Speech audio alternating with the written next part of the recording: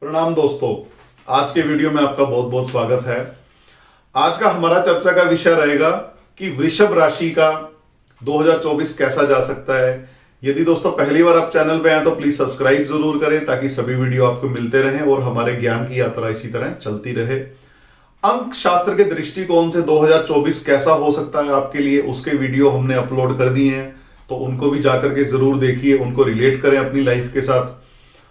और यदि कुछ लोगों की जिस तरह से डिमांड थी कि राशि के ऊपर भी वीडियो बना दी जाए, तो उसको हमने एग्जीक्यूट करना शुरू कर दिया है। मेष राशि का वीडियो ऑलरेडी आ चुका है। आज हम वृष राशि पे बात करेंगे। जब भी हम राशि की बात करते हैं या राशि फल की बात करते हैं, तो जो बड़े ग्रह होते हैं जैसे बृहस्पति है, शनि है या राहु केतु है, इनकी मूवमेंट को सबसे पहले ध्यान देना जरूरी होता है, क्योंकि ये स्लो मूविंग प्लैनेट होते हैं और आपकी लाइफ में बहुत ज्यादा ये प्रतिक्रिया देते हैं जब जब जहां जहां भी गोचर करते हैं।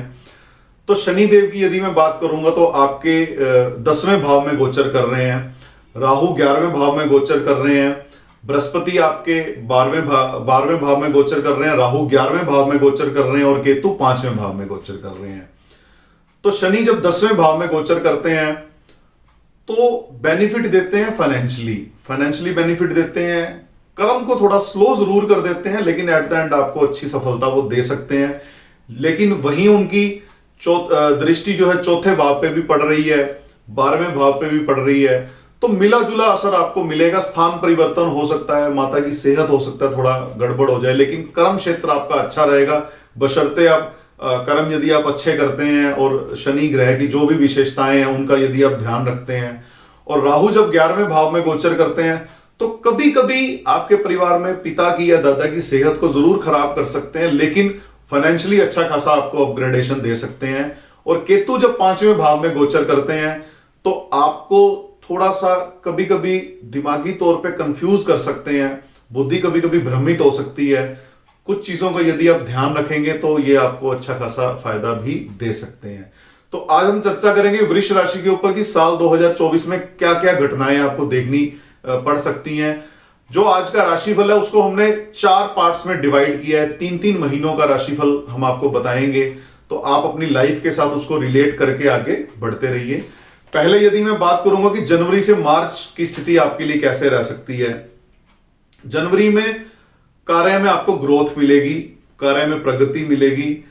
संपत्ति के मामले में अच्छे लोगों से आपका संपर्क बनेगा। कहीं कोई इन्वेस्टमेंट का आप प्लान कर रहे थे, कोई ना कोई गाइड करने वाला आपको, कोई ना कोई मेंटर आपको ऐसा मिल जाएगा जो सजेशन देकर के आपकी इन्वेस्टमेंट अच्छी जगह करवा देगा, उससे आपको फायदा मिलना शुरू हो जाएगा। नए लोगों से संपर्क आपका बढ़ेगा। आप ये कह सकते हो कि आपको सोशल सर्कल से ज्यादा बेनिफिट मिलेगा जनवरी, फरवरी, मार्च के दौरान। जो लोग भी आपके साथ नए जुड़ेंगे, कोई नई कंपनी का प्लान कर सकते हैं आप। सपोज आप सोच रहे थे कोई नया कार्य करने की, कोई फर्म बनाने का सोच रहे थे, पार्टनरशिप करने की सोच रहे थे, तो जनवरी, फरवरी, मार्च आपके लिए अच्छा समय है। निवेश आप करेंगे इस दौरान जिसका आपको आगे चल के फायदा होगा। एक चीज आपको ध्यान रखनी पड़ेगी, शॉर्ट टर्म का बेनिफिट छोड़ करके लॉन्ग टर्म के बेनिफिट पे ज्यादा ध्यान दें। चूंकि शनि का ये साल है 2024 का पूरा, जितना भी जो भी सिनेरियो बन रहा है शनि ग्रह की वजह से आपको फायदे मिलने हैं। तो जब आप लॉन्ग टर्म की प्लानिंग करते हैं तब शनि ग्रह हमारे पॉजिटिव होने लग जाते हैं। शॉर्ट टर्म के अंदर आपको कम ध्यान देना है, लॉन्ग टर्म की इन्वेस्टमेंट आपको करनी है। मार्च के महीने में घर में थोड़ा सा एक उल्लास का वातावरण रहेगा, चाहे वो किसी फेस्टिवल को लेके हो सकता है आपके घर में कोई मांगलिक कार्य आपने रखा हो, इसका आपको फायदा मिलेगा। लाइफ आप अपनी एंजॉय करेंगे मार्च के महीने में। कुछ नया करने का आपको आपके ऐसे संयोग बनेंगे कि कुछ नया आप स्टार्ट करेंगे। और सामाजिक और पारिवारिक दोनों पक्ष आपके प्रबल जनवरी, फरवरी, मार्च में दिखाई दे रहे हैं।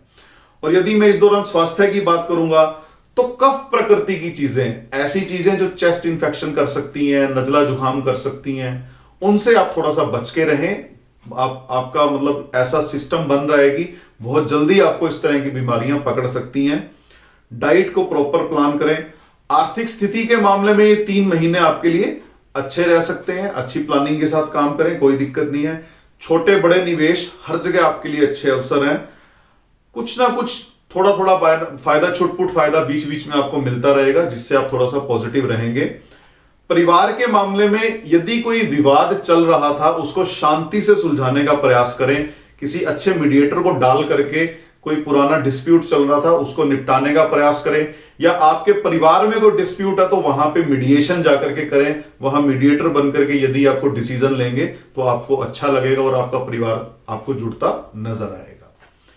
अब मैं बात करूंगा कि अप्रैल से लेकर के जून आपके लिए कैसा रह सकता है। अप्रैल में जो आपके बड़े हैं उनके सजेशंस को लेकर के आपने चलना है। कोई ना कोई, जब आप बड़ा डिसीजन लेने जा रहे हैं, कोई स्थान परिवर्तन कर रहे हैं, क्योंकि अप्रैल में आपकी लाइफ में थोड़े से चेंजेस इंडिकेट हो रहे हैं।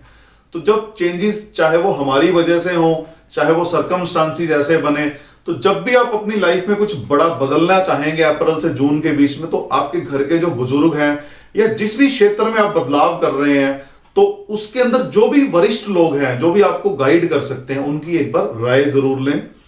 कोई विशेष व्यक्ति से आपकी मुलाकात होगी आपके फील्ड के अंदर, जो आपको अच्छा पद दिला सकती है। रुके कार्यों में गति आएगी इस दौरान। आपके अपने बिहेवियर को यदि आप बैलेंस रखेंगे तो अच्छा खासा आपको फायदा मिल सकता है। और जून की यदि मैं बात करूंगा तो कुछ धूप और कहीं छांव वाली स्थिति आपके साथ बनेगी। कुछ चीजें पॉजिटिव आपको नजर आएंगी, कुछ चीजें नेगेटिव आपको नजर आएंगी। तो एवरेज रहेगा जून का महीना आपके लिए।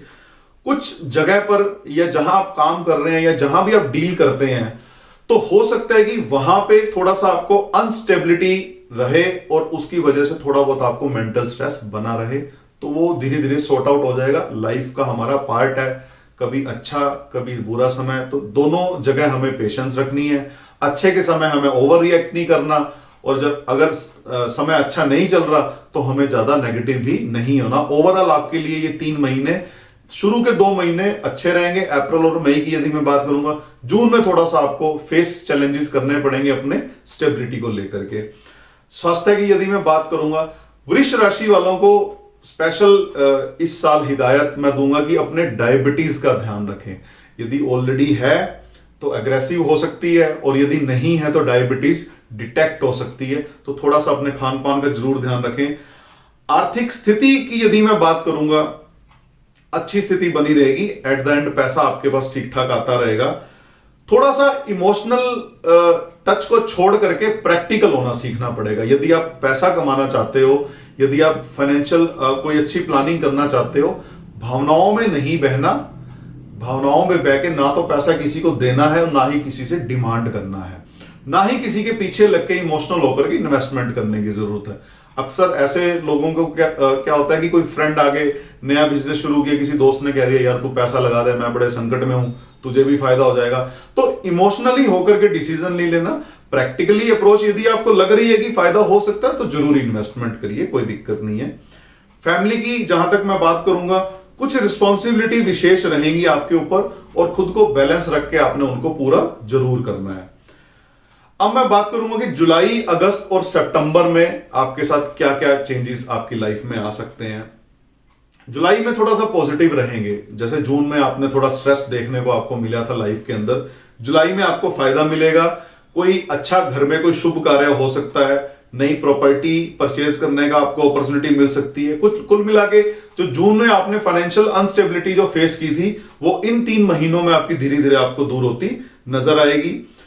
परिवार के प्रति समर्पित भावना आपके अंदर रहेगी, और रहनी भी चाहिए। हमारे घर के बड़े हैं, अगर वो कोई भी डिसीजन हमारे लिए लेते हैं तो वो गलत नहीं होगा। थोड़ा सा आपको खुद को संतुष्ट करने की भी एक क्रेविंग रहेगी आपके अंदर कि मैं कैसे भी करके अपनी सेटिस्फेक्शन के लिए काम करूं, जो आपके लिए अच्छा रहेगा। और जो भी इन 3 महीनों में आपको एक ये भी ध्यान रखना है, जो भी आपके घर में बड़े बुजुर्ग हैं, वरिष्ठ लोग हैं, उनके स्वास्थ्य के प्रति आपको थोड़ा सा अवेयर रहना है। उनको कोई ऐसी कोई दिक्कत ना हो और आपको मैनेज करना मुश्किल ना हो। तो थोड़ा सा अलर्ट मोड में रहिएगा इन 3 महीनों में अपने किसी बुजुर्ग की विशेषता, उनकी सेहत को लेकर के। और यदि मैं स्वास्थ्य की बात करूंगा, रेस्पिरेटरी ट्रैक्ट की दिक्कत आपको हो सकती है, डिहाइड्रेशन आपको फील हो सकती है। तो पानी की कमी आप पूरी रखें, फ्लूइड बैलेंस अपना बना करके रखें, और डाइट प्लान आपको करके चलना है। क्योंकि चूंकि हमने पहले बात की है कि डायबिटीज आपको डिटेक्ट हो सकती है, तो उस दौरान कई बार डायबिटीज में फ्रीक्वेंट यूरिनेशन की वजह से आपको हो सकता है कि डिहाइड्रेटेड आप फील करें, तो पानी की कमी को आप कभी अपने शरीर में ना आने दें। फाइनेंशियली आपके लिए ठीक रहेगा, कोई दिक्कत नहीं है। पुराने जो आज तक आपने प्रयास करे थे उसके दृष्टिकोण से आपको अपग्रेडेशन इन 3 महीनों में जरूर मिलेगी और मंगलिक कार्य होंगे। हो सकता है किसी पुराने मित्र से मुलाकात हो जाए जो आपके लिए फायदेमंद रहे। अब हम बात करेंगे कि अक्टूबर, नवंबर और दिसंबर में आपको क्या चीजें मिल सकती हैं जीवन के अंदर। अक्टूबर के अंदर, नवंबर और दिसंबर, कोई नया अगर आप व्हीकल प्लान कर रहे हैं उसके आपके योग बन रहे हैं। कोई वाहन आप परचेज करना चाहते हैं तो आपको फायदा मिलेगा।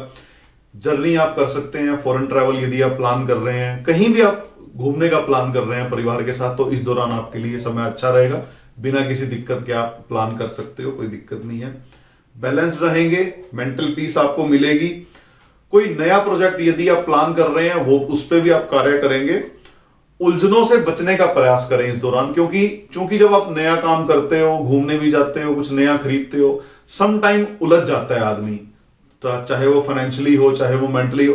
थोड़ा सा बैलेंस रख के ये सारे सभी कार्य करने का प्रयास करें। स्टेप बाय स्टेप आप काम करने का प्रयास करें। मल्टीटास्कर आपको इस दौरान नहीं बनना, नहीं तो एक डिसीजन भी अगर गलत होगा तो अच्छा खासा आपका नुकसान करवा सकता है, इसका आपको ध्यान रखना है। साल के अंत के अंदर जितना आपने पूरे साल में किया है, अच्छा किया, बुरा किया, कुछ नया खरीदा, कुछ बेचा, इन टोटलिटी आप उसकी एक समीक्षा करेंगे।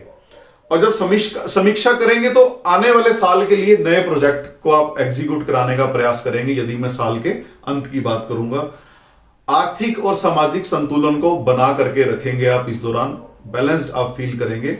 तो ये अक्टूबर, नवंबर, दिसंबर में आपको ऐसा फील हो सकता है। स्वास्थ्य के दृष्टिकोण से कोल्ड कफ, सर दर्द, माइग्रेन, ऐसी दिक्कतें आपको झेलनी पड़ सकती हैं।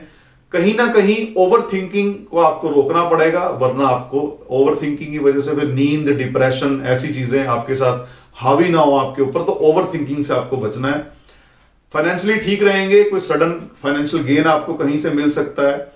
और फैमिली के अंदर जो भी रिस्पॉन्सिबिलिटी आपके ऊपर एक्स्ट्रा कोई आ भी गई है तो उसको बड़े अच्छे से आप निभाने का प्रयास करेंगे। ये था दोस्तों वृष राशि का राशिफल की 2024 उनके लिए कैसा जा सकता है। अगले वीडियो में हम चर्चा करेंगे कि मिथुन राशि का 2024 कैसा जा सकता है। जुड़े रहें। सब्सक्राइब नहीं किया तो प्लीज सब्सक्राइब जरूर करें। जल्दी मिलते हैं नए वीडियो में नए टॉपिक के साथ, तब तक इजाजत दीजिए। नमस्कार।